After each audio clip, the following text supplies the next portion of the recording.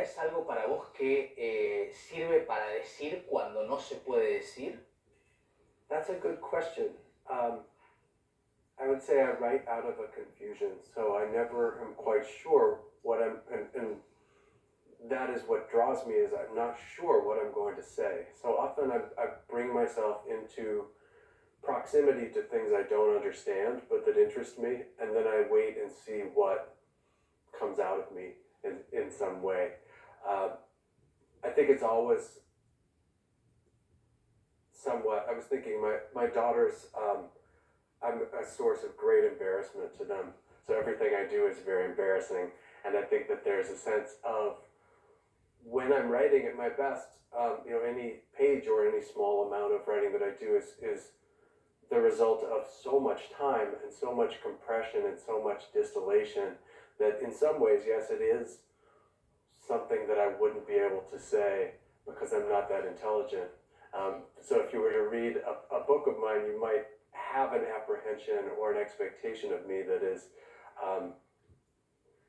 is exaggerated, because it is a matter of trying to express something, and I'm not sure that it's thoughts.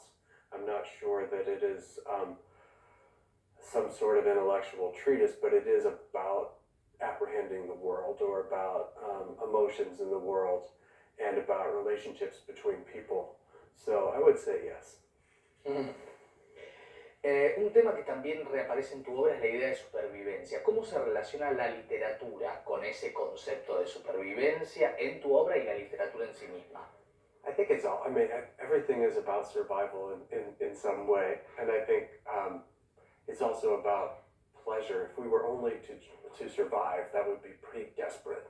And so trying to figure that out, and trying to figure out ways we protect ourselves and ways in which that might limit our experience. I think it's a question for how we live, but also a question for writing. And so I think, say, when I was working on the novel My Abandonment, I was thinking about the father in that book, and I was trying to understand him and where he was coming from. And so I was reading Emerson and I was reading Thoreau as he would read them, because there's something very aspirational about that kind of literature, which is about an appreciation of nature, which is also a judgment of civilization in some ways. So it's a stepping outside of civilization. And so there's something about that literature that to me is wonderful, and there's something about it that is a little bit paranoid and a little bit anti-civilization. So I think to step outside into the wilderness and to think about survival on those terms is also to question and maybe also appreciate the city or the civilization or the relationship to other people. But I think there's a way over time for me and in my work that if people are removed from an experience of nature long enough, they become fearful. And so I think walking that line for me as a person, but as a writer too, like, you want to be in a situation that is a little bit foreign, that is a little bit uncomfortable, because that's the place where we learn. Un tema recurrente es el tema de los vínculos padre-hija. Quiero preguntarte, ¿qué aprendes sobre ese tema a partir de la escritura? I think writing creates a moment of reflection, but I think also, as we were talking before, I often write things that surprise me, or that I don't, like when I look back on things that I write, I recognize what I was going through at that time, and I remember not so much what happens in my books, but what was happening in my life while I was writing them. So in a book like My Abandonment, I had my intentions and I had my desires when I wrote the book. When I look at it now, I see that my anxiety about being a father is all over that book. And so I was trying to finish the book before my first daughter was born. I knew I was having a daughter, and I was writing this story about a daughter and a father.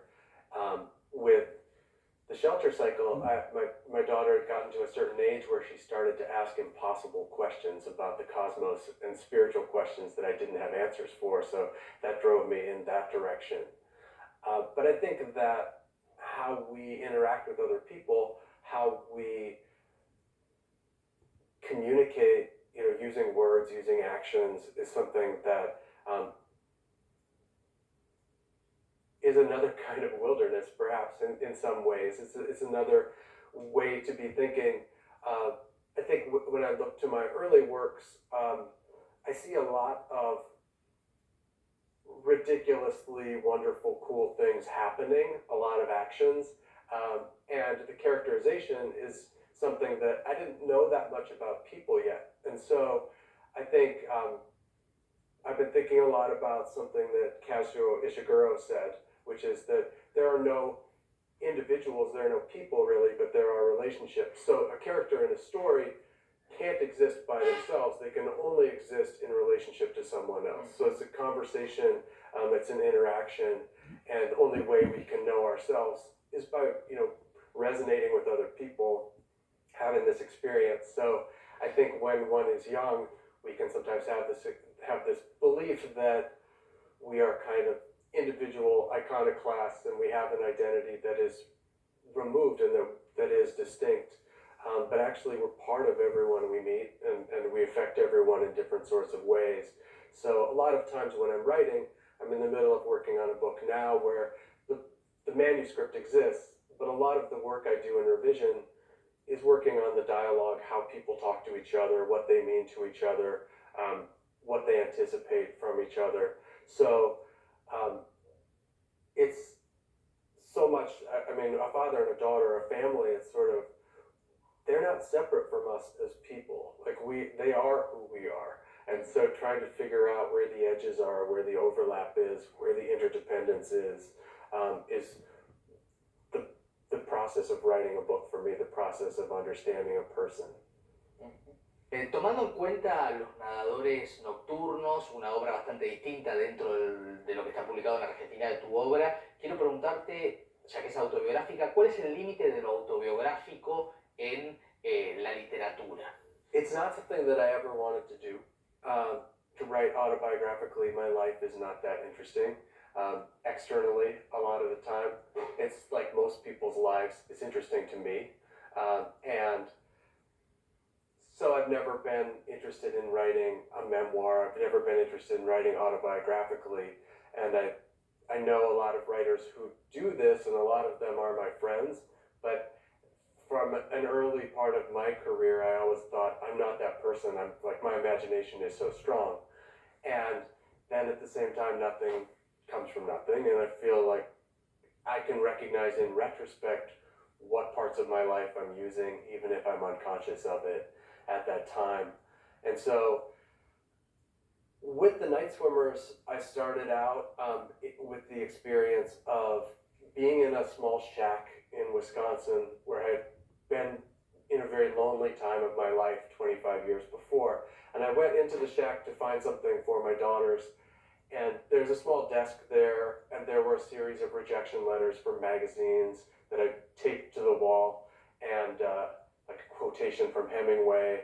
And it was very sad, it was very abject and depressing, and I thought, who was this person who was doing this, and why did they think they should continue to write? Because all the evidence showed there was no future here, no reaction, no talent.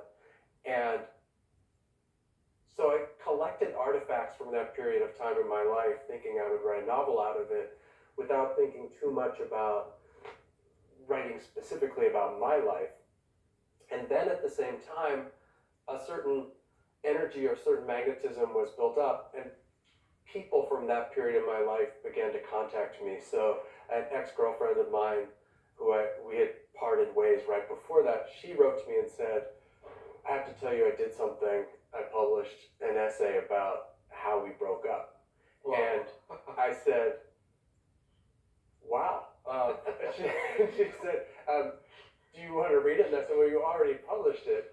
And so when I read the essay, I thought, that's not how it happened.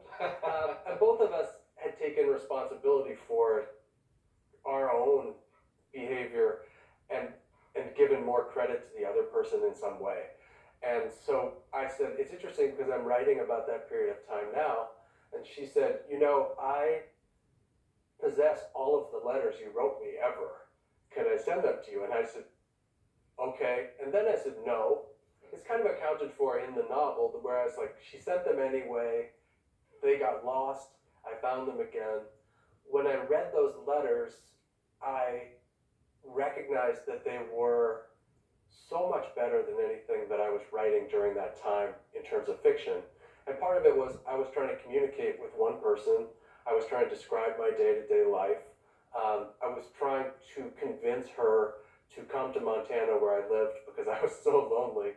And so I thought that I would keep all of these things separate from that book. And in most books, I keep track of sort of what is happening in my day-to-day life. With the Night Swimmers, the degree of coincidences and the temptation to include things overwhelmed me at some point.